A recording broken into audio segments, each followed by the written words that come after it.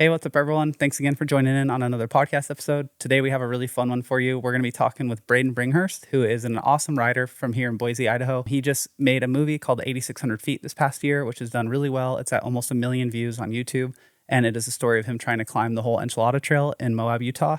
In that movie, he talks quite a bit about mental health awareness and sports psychology, mainly with Dr. Craig Manning from The Fearless Mind. And in this podcast, we talk quite a bit about both mental health and sports psychology, along with nutrition, training, all that stuff to go into accomplishing this feat.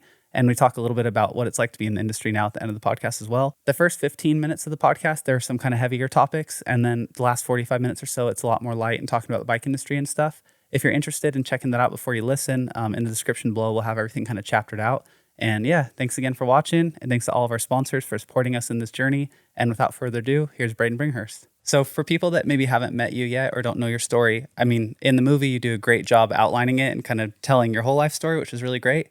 But for people that maybe don't know that, could you give a little brief reminder of who you are and then how you got to where you are today?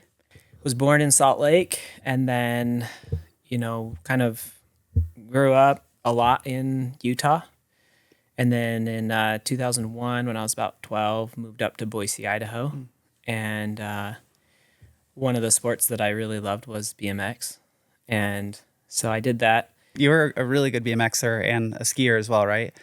I was like... You achieved some good results. Yeah, crazy. Like I ended up winning like USA Nationals as like a junior in slopestyle. And then I won a couple titles in the BMX race scene. And another random thing I did was pole vaulting in high school. And it's just kind of when the seasons changed, I was always switching sports and just like having a good time as a kid. And then ended up hanging all that stuff up when school was done and sports were done. And I ended up going out on a service mission for my church. And that was great. I learned a lot about myself. Came home. That was 2 years. So came home, had no clue what I was doing in life. Didn't do very well academically in school. Knew I probably should go to college, but didn't know what that was going to look like. And then ended up coaching a buddy in the pole vault. And he was like, dude, can you help me? Our coach left. He went over to another high school across town. So I was like, of course, I'm happy to help. I have nothing else going on. And ended up increasing my own vault as I was helping him. And one thing led to another. I ended up getting a scholarship and kind of in the back door to a big university. And then, I met an individual named Dr. Craig Manning who made a huge impact in my life, mainly with organizing my thoughts and my my mental health. And then when I graduated from university, I knew I wanted to get back to Boise because I love this place. And so me and my wife and my little girl, May, moved back home to Boise and ended up really getting into mountain biking. And this was like 2016, 2017. Yeah, and that's when you had Biker Braid Instagram just started popping off a little bit. I hadn't started that yet. So I was just getting into riding, and I was just like loving it so much. I heard of you. My really good buddy, Mitch Ropalato, was one of my brothers when we were kids racing bikes all around the country. So when I got back into mountain biking, I was like, Mitch, can I ride with you and kind of learn? And, I really love this form of recreation. Like I just, it's incredible. And then, one thing led to another. My friend said, dude, you should start like an Instagram and share some of your riding and do some community stuff. And I was like, okay, I'll try it. Yeah, just one thing led to another. I got a degree in film. And so I was approached by Canyon in 2018 to, maybe do something. And I was like, well, I don't really just want a bike to put on Instagram and say, here's my bike. I was like, I would love to have some budget and maybe make a little bike edit, like Matt Hunter, Matty Miles. Like these are my idols that got me stoked on riding. And so they're like, yeah, we could start with this. And I was like, sounds cool. Let's do it. And then one thing led to another. I've been with Canyon 4+ years now and recently released a movie that, I was super uncomfortable with telling all this about me. But working with the amazing writer, Kim Cross, and my wife encouraging me and editing, I really had to kind of be vulnerable and open up more than just a little clip on social or a little video that didn't really say much about me. And yeah, it's been just really cool. Released the video last fall. It's called 8,600 Feet. And it's about me doing this crazy climb and then bringing in the mental components of how I was able to work through that process. And hopefully people can take aspects of that and apply it to their own life. So That's awesome. thank you. Yeah, it's been cool to watch your journey. And I think, Thanks. yeah, like you said, it's scary to be vulnerable and kind of share that side of yourself, especially when people only know you as the biker guy. Totally. And then, I mean, I don't know, I felt like you were extremely vulnerable in that movie. And even one thing that we were talking about too is like sharing your faith. I think that's sometimes really scary because you don't know how people are going to respond. And Totally. what was that like for you? So I tried to make this film as much info as I needed to share as possible to get the story across. There's a lot of info I didn't share, but my faith to me is a big part of who I am, and I'm never going to take something that's good for me and shove it in anybody's face. You know, like it's good for me. It doesn't mean it's good for someone else. And so I thought just sharing who I am and what I've used and, you know, kind of kept it just at that. You know, I didn't really go into a bunch of detail, was authentic and true to me. And so it's kind of, just how I feel like my faith is really special for me. And like, I've had a really pleasant experience with it. There's people in my world that maybe were raised with the faith and it was sometimes forced and it hasn't been good. There's people that have had no faith, but have found other ways of really, you know, living their best life. And I love that. Yeah. So it's not really like, I don't think it's a one size fits all, but it's worked for me. And it's a big part of kind of my development. That's cool. Yeah, thanks. Yeah. So it's been great though. And people have been so welcoming because I was kind of scared. I was like, I'm not going to shy away from the fact that I went on a mission and did these things. Kind of scared because, you know, I don't know, this day and age seems like everything can be controversial. But it's been so great. Like so many people just are super loving and welcoming of me being, you know, maybe kind of different sometimes. But I love when I see somebody else doing that and being themselves. For sure. Whatever that means. Yeah. And at the end of the day, I think one thing that it seems to provided you with is like this overarching 30,000 foot view of how to make an impact and kind of do something bigger than yourself. And it's been cool to watch that just from my perspective, you know, with the Boise Mountain Bike Festival, which is an event you put on, and then this movie talking about mental health and now doing speaking engagements and all these things. Yeah. I feel like it's really refreshing, and I do see how it impacts a lot of the kids around here as well. Cool. And just gets them to kind of think in that way. So I don't know, I appreciate it. I thought it was really cool and brave of you because like you said, it can be scary, but I don't know your experience, but in my experience, online versus real world, the people in real life are 100% positive all the time pretty much. And then online it can get a little bit different, but yeah, for sure. I mean, it's definitely like you've been through the ringer, you know, and like I respect you so much for that. At the end of the day, you know, like our world it does have a component of digital communication in it. So like, and I know you guys, you know, on all your videos, you're responding to lots of people. And even though it's just digital, those are more than likely, I mean, there's bots out there. Yeah, but I'm saying like there's a 99%, lot of real people communicating through digital platforms, and it's there's still a lot of meaning in it. For sure. So it's like you're gonna get crap sometimes, but there's also a lot of good. And so yeah, and if you're scared of the little bit of negative that you might get, then you'll never make a positive impact on anyone, right? Because you'll just shut down. So. Yeah, totally. And it's tempting to do that. Like I admit, so many times I ask myself, like, why are you putting yourself out there like this? And it just ultimately came back to, was like, look, I'm putting this video out there for free. I'm putting this video out there with some of the components that have helped me through my toughest days. And, you know, I tried to keep those components super foundationally accurate with Craig Manning and what he's researched and developed. And these are very concrete skills that you can apply to your life, regardless of your faith, regardless of what you believe. And so that's why I kept moving forward and be like, no, I'm doing this. That's cool.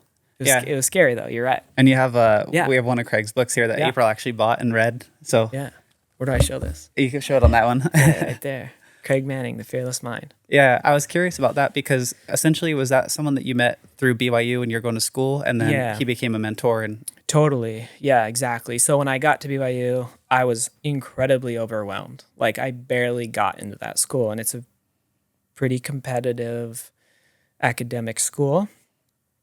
And I was in like tutoring classes, and I was learning how to study and use tutors and use study groups, and I was just like, wow, this is pretty heavy load. And I was like walking around campus, and I just remember one day like almost not being able to breathe. Like, I don't know if I can do this, because like training was really heavy. My class load was really heavy. You know, I'll be fully transparent. In high school, I wasn't the best student. I definitely cut corners. And when I was in college, I was committed to doing everything, like learning everything, being fully there and not cutting corners. And so I was like, just straight up, I don't know if I can do this. And I went, and our track team had a sports psych coach that walked in. His name was Dr. Craig Manning. He gave us a journal, and he's like, hey, mates, I want to teach you about the fearless mind. And he starts going off about working with David Wise and Sammy Carlson. These are all like my idols in the snow ski world. And I was like, whoa, this guy's talking my language. He's not talking track and field, because track and field was great. Wasn't my first love, but it was a great opportunity for me. yeah, it's like a gateway to get It into was school. a gateway. Yeah, I felt like that's what I needed to be doing then. But hearing him speak about the athletes that I like dreamed of meeting and stuff, and he's in these conversations talking to him, it just made me like zone in. Like, okay, this guy really knows what he's talking about. These guys are winning X Games medals, Olympic gold medals. They're winning world championships. I mean, the list just goes on. So I was like soaking this in, and then I had the chance to meet with him one-on-one. I went to my coach and said, hey, can I meet with Craig Manning more? He says, you bet. So I would go to his office every week, and I would do the group sessions. And then I took his class every semester. Did it just so happen that he was living in Salt Lake and teaching there? Or Yeah. yeah. Yeah, so he moved over to play tennis at BYU when he was a kid, or going to university. And then he stayed, coached, got his PhD, and developed the Fearless Mind, which he has continued to stay at BYU, and then recently went over to Milwaukee to work with the Bucks. That's cool. So yeah, he's been at Red Bull, U.S. ski team, tons of NHL, the Cavaliers, and then currently with the Bucks. That's cool. Do you think, what are some things maybe that people that haven't had mental coaching or a psych coach, what do you think there are some things that would help people take action in their own life that you took away from talking to him? Like, because a lot of the stuff sometimes when people talk about, oh, I started seeing a sports psych, it's almost seems like you're seeing a therapist that just helps you go through your baggage. And then, but are there actual like mechanisms and things that you can use for anyone that doesn't have access directly to that person? Yeah, for sure. So like, this is the stuff that I love so much, because it impacts my life every day. And, it's really nice to have a sport where you can practice these little mental skills. And that's biking for me. When I go out and I'm working on skills and I'm working on fitness and I have these little bike riding goals, like applying the Fearless Mind's very simple. But when you now bring it over into real life, it's much more complex, but the same things apply. So like a couple of skills that I think are huge is just the whole principle of being present. It's super easy to feel that fear and anxiousness when you think about the future. And it's really easy to feel guilt and shame when you think about the past. So being in the present is like really important, but how do you do it? And then, in the Fearless Mind, he talks about ways to actually be in the present. And, what I've kind of put together is basically the first one is focus on the task at hand or the event at hand or wherever you're at. Enjoy that moment. Focus on what you're doing. And then the second one is just developing a can-do mindset. Like, I can do this. Like, I can do this. I can do this task right now. Or I can... And even when you say that, if you do try it and fail, it's not like I failed at this. It's I'm working towards that goal, right? Exactly. So it's just a little mental shift. So having a task, having some things you're doing, and there's a whole bunch of research in that to not try to do too much. Just, it's great stuff. So focusing on the task. The second one is developing a can-do mindset. Just, I can do this. It's amazing what you can do when you just tell yourself, like, I got this. It's crazy. And then the third one is pushing out all negative thoughts. And I know that's way easier said than done. But working with him, I realized, and he taught me, like, for every 3 negative thoughts you have, for every 1 negative thought you have, it takes 3 positive thoughts just to balance it. So the impact of a negative thought or negative thinking is detrimental to your health. And then, it's all about building good habits. So the neuroplasticity, the mind is flowing in a healthy way. So when stuff happens, you're thinking in that thought process, because there's no way you're escaping life without really hard days. And for you do you still have that kind of negative Jiminy Cricket voice in your head? Oh, for all sure. the time? All the time. Yeah. And so You bet. your goal or kind of like skill that you've tried to develop is to have more positive thoughts to balance that out, and understanding and knowing that negative thought is there and it's okay to be there, but you just need to kind of outweigh it. Be forgiving of yourself. You're going to have negative thoughts. You're going to have things happen. But when you have kind of a plan to replace it with a good, like, I can do this, or a task that you're focused on, it can kind of help push and keep that space, like, healthy and clean. And eventually that will kind of go into your, more or less, your subconscious, and you can start feeling like truly just like lighter and better, and you see things differently. Because it's really crazy how, so he talks about, like, 90% of your mind is like unconscious. You have 10% conscious. Now, what you feed that 10% conscious eventually becomes your unconscious thoughts and, like, how you see the world. But if you can really focus in and control that 10%, eventually those neural pathways, everything's operating right. Your subconscious starts to feel that. And as you keep that 10% focused on productive things, positive thinking, overcoming problems, you can do that, like a can-do mindset. It just starts to become who you are. That's cool. Really powerful. Yeah, I worked with a strength coach psych coach for a minute, Nathan Hansen. Very cool. Yeah, in Utah as well, Salt Lake guy. And okay, one of the skills that he gave that helped me a lot actually was, like, in the starting gate when you're kind of getting ready for your race run, he would say, take a deep breath and close your eyes, and then try to shift your focus to the front of your eyes. Like, you'll kind of feel yourself almost shift a bit in your head. And wow, it took a bit to practice and kind of get through, but he's like, when you feel like your focus is, right behind your eyelids instead of in the back of your mind, kind of feel that shift and you're ready to go. Super cool. That helped a lot. And I remember that being a huge breakthrough. And that was just working with Nathan for, 3 months or something when I was struggling. Cool. So I think those skills are super valuable. And I think it's cool that you touched on it. And for people, you think it'd be valuable for people to kind of buy this book and check it out? Or is there other resources that he has? Yeah, I mean, it's so this is his book. It's kind of like a picture of what he has kind of pieced together from all different types of resources out there. But there's also his website, which is thefearlessmind.com. And it has all of his videos. It has an actual journal. It has just a full platter of Craig Manning stuff. And so, I would recommend going there.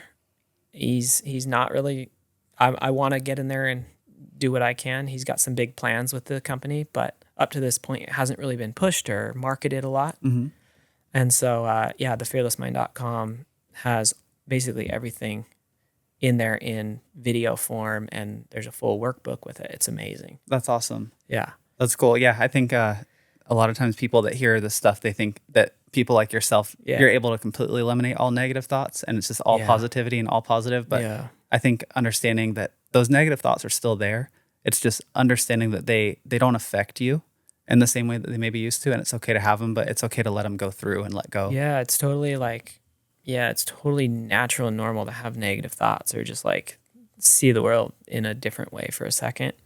But recognizing it is huge. Mm-hmm. And then you learn to kind of fight through it every day, you know? And then eventually it's like, I'm still working on this stuff like every day in my personal life. It was really cool to have this opportunity with the climb to like give it no room for error. Mm-hmm. I put the fearless mind to absolute test. And like when I wanted to doubt if I could make it up that snotch, and I didn't put a bunch of emphasis on this in the film because I didn't want that to be the focus, but that snotch took me between 700 and 800 attempts.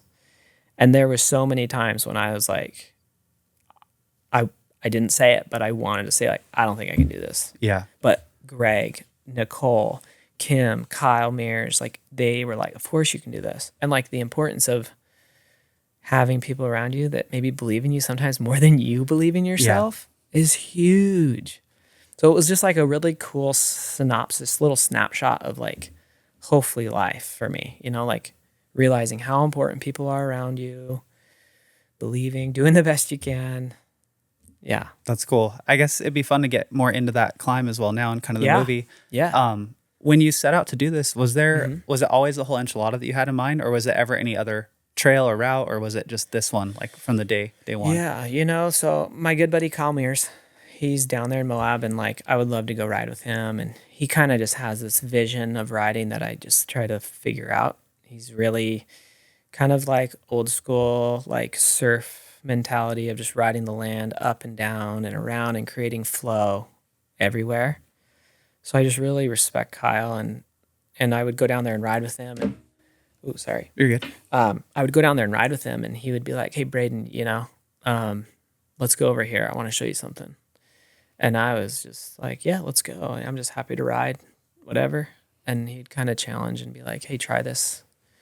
And I was like, "Not a chance. I can do that, you know?" And he's like, "No, try it." And I would like get it or almost get it. And I was kind of like, okay, like I don't even know what I can do. Like, I don't even know what's possible. Mm-hmm. And he's like, you know, he kind of just let me think and just challenged me and then just sent me on my way. That's cool. Yeah. And then it's like in 2020, so I broke my ankle pretty bad. And there was a kid in town named Chris. I'll just leave it at that. His name was Chris. And he was just this, obviously 2020 sucked, right? It was a horrible year. Lots of heartbreak, lots of struggle, lots of loneliness. And Kyle was this kid who would come to the Boise Bike Park, absolutely slayed. Super nice threes, would flip, like a really good rider. And I was just like, dude, this kid is so good. Like, I want to get him hooked up with some of my brands. Like, it'd be cool to get this kid hooked up. And I was messaging him on Instagram. I was like, Chris, dude, you're killing it. That would be sweet to get you hooked up. And he's like, yeah, that would be so cool. And, you know, time kind of went by, maybe a couple months or something. And next thing I know, I see on social that Chris actually ended up taking his life. Mm-hmm. And I was like, holy smokes, dude. Like, I could have had maybe an impact in that kid's life. Yeah. And is that something you feel guilt for or regret for? Like, even though it's not your... Yeah, I do, like, you have to sure. know it's not your burden. But. Right. It's not... I didn't do it. But, like, yeah, I had that. And then in the film, if people watched it, you see that I lost my cousin in 2016 to suicide. And I was just like, that one's really the catalyst for just me kind of changing in life. And then a couple weeks after Chris, there was a father in town with 2 kids, a wife, that took his life too. And I was just like, okay, like, I'm not, you know, you saw the medical workers like sacrificing so much for people. You saw all these amazing people just doing so much good in that tough time. And I was like, what the heck can I do? And that was like, maybe that's something that I could do. That's like, a starting point. Yeah. Just inspire and talk about it and open it up to Show people. my process of doing something that's considered crazy, right? And then show my process, bring in Craig Manning, bring in the, storytelling side of it, and hopefully put something out there that can help people. And that was absolutely the motivation. Yeah. And so I was like, that's the trail. I'm going to train like as good as I can possibly do, and I'm going to give it a shot. And all the way to the moment that worked out on October 5th, 2021, or whatever the date was. 2021. The weather, everything. That's why, like, in the film, I'm like, it just blows me away at the amount that went into this for it to work out with a rainstorm within hours of it being snowed in. Yeah, because it was over a year's worth of work, wasn't it? Yeah. I mean, it was just amazing. And then to then have a year of post-production work where I had friends reach out and like encourage me and like, you can do this. Like, let me help you with graphics and sound and just moral support. Like, because like editing is super, super tiring. And me and my wife were round the clock, like editing. It felt like we were just beyond depleted. Yeah. And what's hard too with what you're doing is that you don't have a payoff immediately. Like there's a year long before that payoff happens. Totally. And Yeah. I know when we edit stuff, it's, a quick turnaround. So you're like, all right, all the effort goes in, then you get to see, oh, it worked out. And you're seeing, like, I love what you guys do with how you're teaching skills. And then people are messaging and you're back and forth about how to be better at this or that. Yeah. And that's like life-giving, Yeah. It's still a ton of work. It is. But for you, I felt like it would be way harder, the path that you went, where you're putting your heart and soul into this thing. It's hours and hours and hours, late nights, early mornings, all this stuff. Probably a lot of mechanical and computer failures and issues. And then you don't actually get that payoff until way later down the road. And then it's kind of this big moment that you've built up. And then that first premiere must have felt so crazy. Yeah. When the kid came up to me afterwards and was like, dude, I'm going through some of the biggest mountains of my life. And I was just like, it's worth it, Yeah. For like one kid, one person was like, okay, it's worth it. And then it's been cool to just see it continue to just do lots of good things. Do you think that the suicide part hits you so hard because it's something that you have dealt with yourself, or is it something that you haven't, like, you just can't fathom? And it's like, how are people not wanting to live this way? I would never say I can't fathom it. Like, I feel really fortunate to have had, a really healthy upbringing and be surrounded by great people and have had help with my mental state. Like, I wouldn't say that I've ever felt suicidal, but I definitely can see how people get there. Yeah. And you feel like you have skills that could help them avoid it. Exactly. Or something, anything I can do to help. So it's like, it kind of takes the fear out of it. And it's just like, what's actionable? What can I do? Because at the end of the day, like, we're all here on earth for such a short time. And like, we're really, I think, here to kind of just all enjoy each other and just have a good time and get through life. And like, there's going to be highs and lows to each of our lives.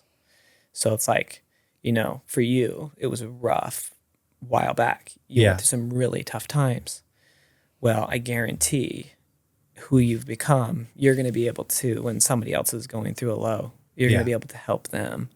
And it's kind of like that all through life, I think. So, yeah, it's just been like lots of, I don't know.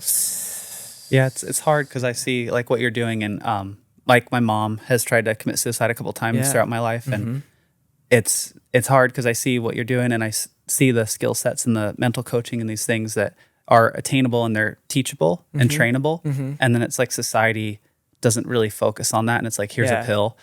Totally. But then I've seen my mom deal Which with can that be as good, well. right? It can be. It can help people completely get off the ledge. Yeah. But there's also this thing that happens a lot of times where, especially like in my experience, where a pill comes in, it helps for a while, and then you kind of get used to it and adapt, and then you start to fall down into the lower trench. And so you're just always cycling. I can see that. Yeah. I can see how that would happen.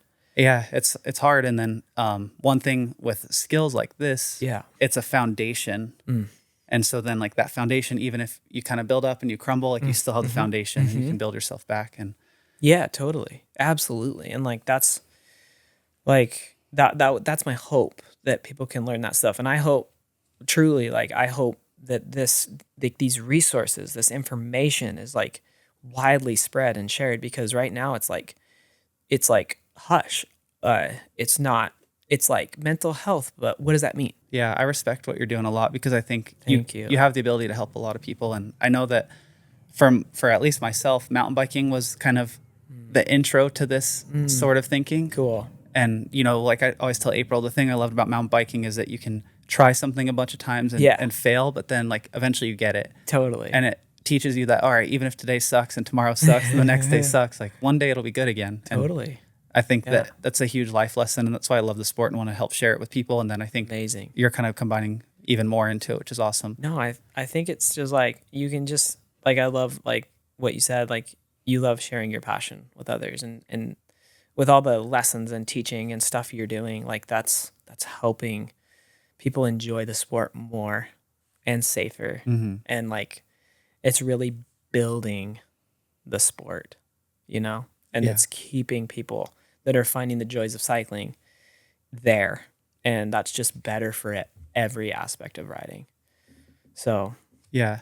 yeah, baby. No, it's cool. I think it'll be fun to see where you take this as well, because just talking a little bit before the camera started rolling, it sounds like you're doing some speaking engagements as well. And yeah, how's crazy. that been? Yeah, and like what type of events are you speaking at? Like it's just so crazy to me that like my sport in life, I feel like my calling is like I freaking love riding a bike, and as much as I love riding a bike, like I want to use that talent to like do as much good as I can.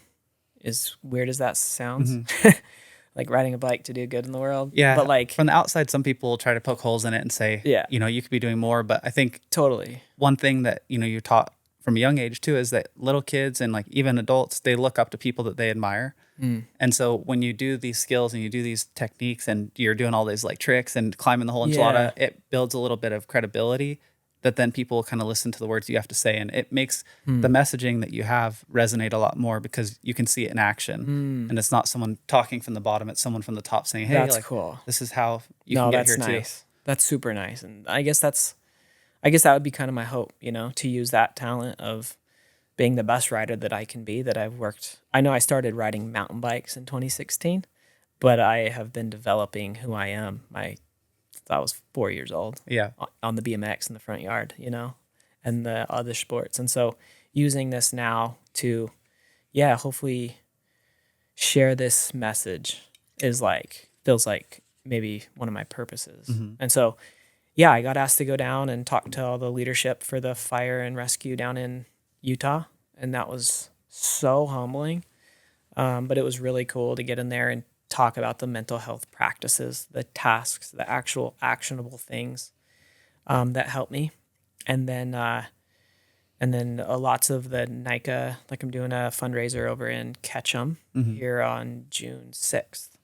And I'm going to do a screening and then going to talk about the mental health practices. And kind of done probably a dozen or so speaking engagements, talking to youth, talking to other groups, and just like it really comes back to just like I'm so inspired by people that like fight through adversity in life, whatever it is, and get through it. Like that's way more inspiring to me than me climbing a trail. But like the mindset and being able to learn from them, also share some of the amazing skills I've learned from Craig Manning. It's just a cool thing. That's cool. Yeah, thanks. Yeah. I think it'd be fun. Maybe we could go a little bit lighter note too. Yeah. And then Totally. I want to see I have a couple questions I want to try to ask you. And we also reached out to our Patreon. Oh, and nice. They had a couple questions or just themes that they wanted to ask. Sounds good. But yeah, one of the questions I had was, once you decided to kind of make this happen, when you bit this thing off, did you realize how daunting it was at first, or did it just continue to build, or was it something that like became easier a little bit than you thought? Oh, great question. So the climb itself, like I broke it down, right? Like, okay, this thing's 27 miles, from the river to the saddle. Okay, how much vert? It was like 7,600 or something. I was like, okay, let's look at what's in the trail now. And then I was like, okay, you got some pretty chunk at the beginning. You got medium chunk up to the, You got medium chunk up to the snotch. You got some mellow trail, and then it just, boom, hockey sticks or quarter pipes up to the top. Mm-hmm. I was like, okay, this is going to be pretty nuts. But let's see if I even think I'm remotely capable of climbing that snotch. So I blasted down there, and I like just dabbled with it. And like based off of other stuff I've climbed, I was like, I think it's possible. Before I ever talked, because that was basically, if that didn't happen, then the whole thing's bust, right? I wouldn't even have presented it to my sponsors. I felt confident enough that I could figure out the training, that I could figure out the most difficult crux move, and then when I went to Moab, so the goal was to do, so I went down there, dabbled with that snotch, thought that I could get it. And I was like, okay. You got it like 80% or something? Yeah, like not even that. But like I got to where I was like I could figure this out. And at least I thought. And then I came home. I put together like a pitch. I was like, this is going to be 2 15-minute, like really cinematic, nice style short docs. And I'm going to talk about these components. This is the story I want to tell. And what do you think? And my brands were like, sounds awesome. Go for it. And I was like, okay, here we go. So spring came around. I actually hurt my ankle again. I was out at Eagle doing scale work, and I twisted my ankle to the inside. And I was just like, because I had been doing like endurance training, but I hadn't gotten back down there to really figure out that snotch. And we were going to document that. And so rolled my ankle. Like I totally was feeling pretty discouraged. Went to the doctor. They're like, no, it's not broke. The next day I was hobbling around my block running on it. I was like, I can do this. Mm-hmm. Like it's not broken. I can do it. So I just worked through that pain, went down there, kind of got everything figured out. And then that night, everything in the lower section figured out, went up to the snotch. And that's when Nicole asked me like, well, can you do this? And I look at her like deer in the headlights, like, yes. Because it was like right then that I was like, oh boy, this is hard. Yeah. And you already kind of had some commitments in place. Yeah, it was mid-year basically. It was May, I think. And I was supposed to do this thing in the fall. And I was just like, okay, this is hard. Super humbled me. Come home, I'm like, Greg, I was like, let's go. Tell me what I need to do. I'll do it. Because I was kind of thinking like I got this. Like it won't be too bad. Yeah. But no, it was like way harder than I realized. And so I kept training, rehabbing, getting down there, dabbling with it, figuring it out. What was the training focused on mostly for you? Was it like you didn't have the endurance to complete the task, or just the power? Both. So I would say I was more close to the power to do it, but I still needed more. And then endurance was the big question. I've never done an endurance feat before. Mm-hmm. Everything I've done super short, super explosive. That's it. So I was like, I love Greg Montgomery. He's like my endurance coach. Mm-hmm. And I was like, Greg, I need your help. I need you to look in to what I need to do to make this feat. He's like, okay. He's like super like into the data and like looking into all the science. And he's like, dude, okay. So you need to basically take every cycling workout and throw it out the window. You need to become almost like a soccer player. So you need to have a really good base where you can keep moving, but stay explosive and powerful throughout the course of this. So what we decided was I had to do a certain amount of workouts throughout the week. So I had to go one endurance pace ride. That was like 3 to 5 hours, just slow. Like that's all, like when you got the gravel bike? Yeah, just the horribly slow gravel bike rides. And then I would do like 2 medium, like maybe 20 to 30 mile rides, climbing like Trail 4, climbing like Sweet Connie's up, like 4,000 foot rides. Yeah. And with some steep punches but keeping the pace slow, but then being able to power through the sections I need to. And then I wanted to still have fun riding my bike. So like the other 3 days of riding was just like go have fun, work on skills, jump, whatever. So that was kind of what I did. And then we would check in. I would go down there. I would ride certain segments, and I'd be like, okay, I feel great up to this point. I'm still working on that dang snotch, but from the snotch to the top, actually from Warner Lake. Do you have anything to do with Warner Lake? No, my dad was adopted, so I don't actually know my real last name. Oh, that's awesome. Okay, so Warner Lake Campground up there to Burrow Pass, I had ridden that. And I was like, okay, like that's brutal, especially after 6,000 feet. That's going to be tough. So, yeah, basically just committed to the process, to endurance. Then once to twice a week, I did like the picnic tables, the plyometrics, the weights, like the power stuff. And yeah, just committed to that process. Like didn't question it. And some days I couldn't do as much as I wanted, but I always was consistent. And then when the day came, it was just like, I'm just giving this my best shot, and I'm so glad it worked out. That's cool. I was curious in the movie.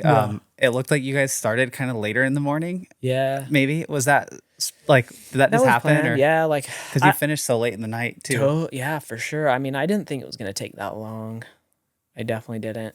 And so I was like, let's start at 7:30 maybe. Yeah, because it was like October, so the light was already getting shortened. I was like, let's start at 7:30. I'll get up there by sunset. It'll be beautiful.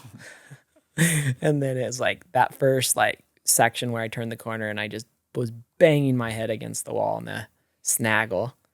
I was like, okay, I was like, Dad, we're going to need headlamps. Can you go get some headlamps? So he was like, yeah, you bet. that's funny. Yeah.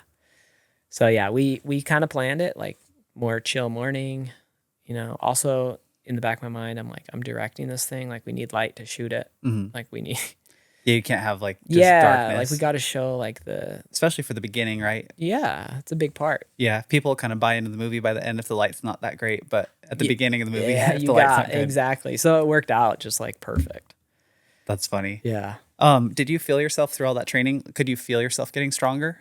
For sure. Yeah. And were you able to maintain that now, or did you kind of let some of that go a bit? No, yeah. I mean, that was absurd amounts like of fitness.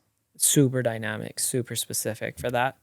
I don't want to maintain that level of fitness. It's probably not healthy either, huh? No. So, yeah, I mean, I've backed down on volume. I've upped my skill game, so I'm working a lot more time on skills and trying to really evolve into more style and try to improve my riding in that aspect. And then, yeah, I still love my big rides. So like a couple times a week or once a week, I'll go out and do a, 20 to 30 mile ride and be stoked. And yeah, so I kind of just try to keep a balance of what feels fresh and fun. And I still have goals on my riding because I feel like I love mountain biking because there's such a wide variety of skills you can work on or components like fitness or whatever. So I still have goals, still working towards things, but it just kind of shifted. Yeah. What about like a bike setup and bike choice? Was that a big component for you? Or did you know what bike you were going to do this on right away? Or did it kind of change? Or it didn't change. So like, yeah, some people are like, why didn't you do it on a more like climbing specific bike? And like, truth be told, like I wanted to climb the bike that I ride. Like that's just how I am. Maybe I'm OCD. Maybe I'm super hyper like focused on my instruments, but like I like to know my tools. And what bike travel did you ride versus what people thought you maybe should have rode? So I was on a Spectral 29 and it's 160, 150. But for the whole year, I had been riding that bike at 150, 150. So that's on the day. It was actually 150, 150. And then, yeah, since I'm like not training for that climb, I've gone back up. So I'm at 160 on the fork, 150 on the rear. Crazy. Yeah. Was there anything you did bike setup wise that you wouldn't do normally? Totally. So I always keep my pressures the same in my tires, 31 in the rear, 29 in the front, fork pressure, shock pressure, everything I keep always the same, no matter the terrain, no matter the style of riding. But it got to the point on that snotch that I was like, I got to touch this bike. And I hate doing that. Like I absolutely hate doing that. Because I just like to ride and not bring in all those extra elements. But I was like, I have to. So on the snotch, we had to just go mega extreme because it was so steep. It was so difficult for me. And wasn't there kind of like a little bounce, like front wheel bounce at the top or something that kind of there kept was a getting you? ledge that came over, and like, so I had to turn my rebound completely full slug mode. So as soon as that fork went in, that just stayed in. Because if I bounced at all, I would be falling back off this thing. And it's pretty steep and it's pretty jagged below. So I was like, this is like scary when you're trying to like propel and jump up this thing to feel that bike falling backwards. Yeah. Terrifying. So yeah, I turned that slug and rebound all the way there. And then fork went down to 50 PSI. Tires went down to 11 PSI. Crazy. And I just became a rock crawler. Like, it was insane. Did you have to use like a super sticky compound or anything crazy too? Or No, I didn't. I just used the Max Terra. That's like what I usually ride. It's so dry. I don't like switching my tires all the time. And for most of the rock stuff, I like them biting. They bit really well on it. But that one section was like, I got to go extreme. That's cool. Kind of crazy. Yeah. But then after, all pressures went back and I felt normal again and we finished the ride. That's sick. Yeah, thanks. I was kind of bummed, to be honest. Really, like, that you had to change it at all? Yeah, because I was like, I just hate that I have to do that. That's funny. It would have been interesting to see what you would have done on a shorter travel bike. But I guess, with how jagged and rocky and that stuff is, it almost doesn't really matter, right? Yeah, I don't think it matters. And like on that bike, I had the flight attendant, which was really cool. That suspension had been developed for 7 years. And that's the electronic suspension that So it was shifting. So on the big, rugged, nasty climbs, overrode it for sure. I wanted full control of my suspension. But in the mid sections, where it was just mindless, and there was flat sections and there was rough sections, it was going between locked out and trail on its own. So it would feel what the trail was giving, and it was helping me conserve a little bit. Because I ended up doing 32 miles. So I did 5 extra miles of attempts. Crazy. And almost 1,000 feet. Because I did 8,600. And it was like it was 7,600. Crazy. Yeah. Pretty nuts. That's insane. So like over the course of the thing, it just felt like I said earlier, like there were so many different components that played a role in this like working out. And I just feel like so grateful to be part of it. That's cool. Yeah. What about the nutrition side? Because I know basically in the movie, it looked like Greg was just force feeding you gummy bears and stuff the whole time. Yeah. So like when we were really honing it in and dialing it in like weeks before, we're like, okay, we got to figure out diet. Did you practice at home? Totally. So we would do like big old long rides every hour. You'd be like, you need to drink this Martine or whatever it is, Martin, and eat this gel and have these almonds and Larabar. And I was like, okay, this is horrible. Because I hate eating food on my rides. It's like the hardest thing for me. But yeah, we practiced it, knew how I was going to react, felt good about it, and then sent it. That's cool. Yeah, crazy. How many calories did you consume? Do you know? No clue. Not a clue. That's a great question. Yeah, that's funny though. That's funny.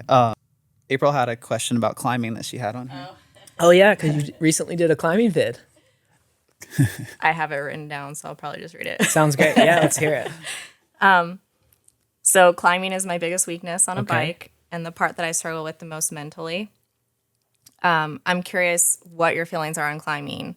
Like, is it something you look forward to? Is it something that you like have always enjoyed? Yeah. And, or is it like just something that you crave, like the challenge? Cause you kind of touched on that a little bit, like jokingly with your wife in the video that like you like a struggle. Yeah. Because like for me, it hurts the whole time climbing, no matter like if it's just climbing up Eagle, which is what, 400 feet?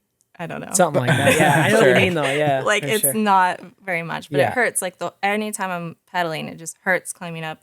And like, does that pain ever stop? Yeah. Or Good is it question. just something you always deal with? Yeah. So yeah, I love that question. It's been funny, as this film's coming out and as I've done other mountain bike videos, people are just like, you just love to climb so much. Like, you're the climbing guy, And, the truth be told, I look at it as just one component of mountain biking. I definitely, most certainly love descending and jumping more than climbing. But I just look at it, like I said, as one component of the ride. And so, Yeah, I mean, it's hard. It's not like the most, like, I'm not going to go out other than this and just climb, you know? I'm going to go out and climb to get the ripping fun descent.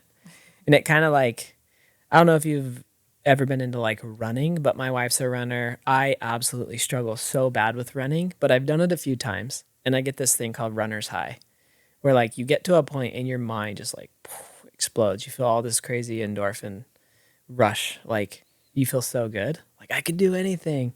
And I kind of get that sometimes when I do like a bigger climb. That's kind of what I'm after.